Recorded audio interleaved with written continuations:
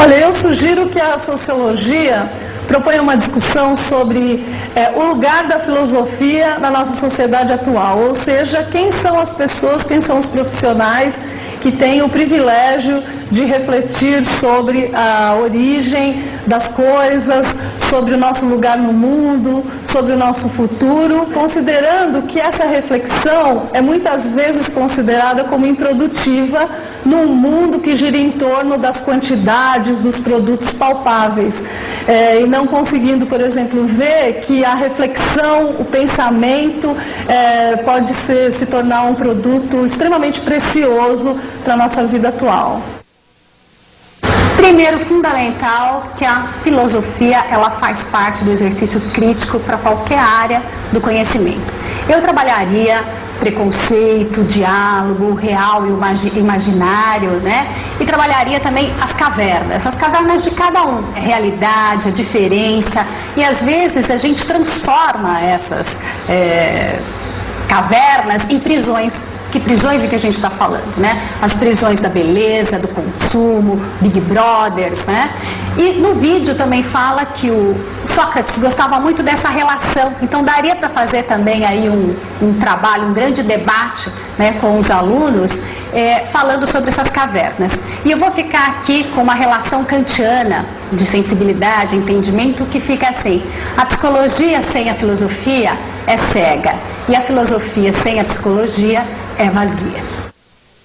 Eu acho tão legal ver como os professores de áreas diferentes, de disciplinas diferentes, conseguem conversar entre si, trazer contribuições, nesse caso duas boas contribuições, uma de sociologia e uma de psicologia, né, Fernando? Inclusive as duas contribuições dos professores levam a gente a pensar já o trabalho que a gente quer propor, que é que cada uma das disciplinas envolvidas nessa nossa brincadeira de perguntar, né, o professor elabora uma pergunta que ele acha dessas excitantes, dessas perguntas que valham a pena ser respondidas na sua disciplina, para que os alunos possam também eles elaborarem alguma pergunta que eles acham interessantes e difíceis de buscar. Não precisa ser uma pergunta de uma disciplina, mas tem que ser uma pergunta que atice a curiosidade deles mesmos, alunos. Uma das professoras falou em imaginário e em real. E eu fiz uma brincadeira aqui com esse dispositivo, só para mostrar para vocês, que essa é uma imagem criada por um jogo de espelhos. Não é? E nesse jogo de espelhos é que a gente cria uma ilusão de uma imagem aqui em cima, que vocês chamam de real, porque ela está fora do espelho.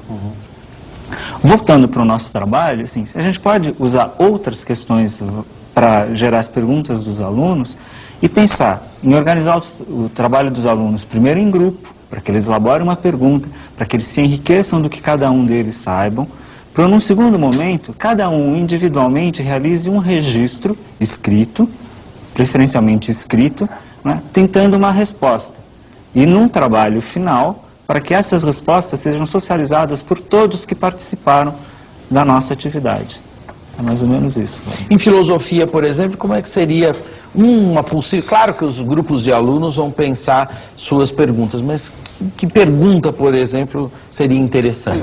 Eu acho que seria interessante direcionar, direcionar o enfoque da questão sobre os nossos critérios para julgar o que é real, o que é realidade. Veja, isso parece na matemática, bem, só a intuição não basta. Então, que outro critério eu tenho para julgar isso? Né? Só o documento histórico não basta. Né? Só a visão da paisagem não basta para a geografia e por aí vai. Para que os alunos possam pensar um pouco mais. Afinal, eles estão aprendendo. Vale como critério de verdade, por exemplo, a palavra do professor? Essa é a última verdade? Ou dá para ainda perguntar sobre ela? Né? E é um pouco essa a questão da sociologia. Né? Qual o lugar da filosofia? É dessa pergunta sobre o fundamento, mas afinal de contas, o que é isso mesmo? Né? Eu tenho a impressão também de que não é qualquer pergunta, né? Porque a gente pode orientar os alunos a fazer uma pergunta e pode sair qualquer coisa. Não. Mas veja, todas as nossas perguntas, elas tendem a mover assim para um grande susto. Nossa, como é que eu nunca pensei nisso? E agora, como é que faz? Como é que assim o infinito, né? E nessa ideia, Eduardo, nessa ideia dos infinitos primos, né, se o professor problematizar, né, quer dizer, a primeira impressão do aluno é de que existem infinitos primos. Mostrar uma tabelinha com a quantidade de primos em intervalo de 1000 e 1000 números, já vai puxar o chão desse aluno, ele vai se questionar, será que são infinitos primos? Vai ter que dar um susto, né? Um susto forte. Tá e aí certo. o susto maior vem com a demonstração depois, né? Tá certo. Bom, vamos fazer só um resumo rápido. A questão de hoje é fazer perguntas.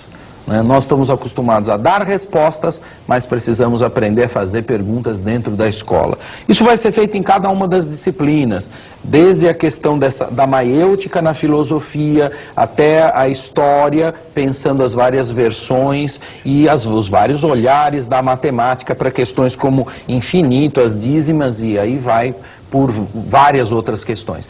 A dinâmica, passa o vídeo, exibe o documentário, discute algumas questões em filosofia do mito da caverna, das perguntas, da maiêutica e do Descartes, de preferência, e em seguida faz um trabalho dividindo os alunos em grupos de 5, 6 alunos, eles vão discutir entre si, criar perguntas e depois cada um vai responder individualmente.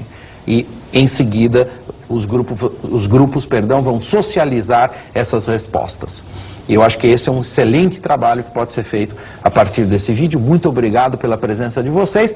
Maravilhoso o programa de hoje, não é, pessoal? Tenho certeza que muita gente vai propor um trabalho parecido com esse que foi criado pelos nossos colegas. Vale também, ou principalmente, sair da caverna e ousar mesmo. O programa vai terminando e eu deixo um abraço a todos vocês e os convido para o próximo Sala de Professor da nossa TV Escola, o canal da educação. Tchau, tchau, pessoal.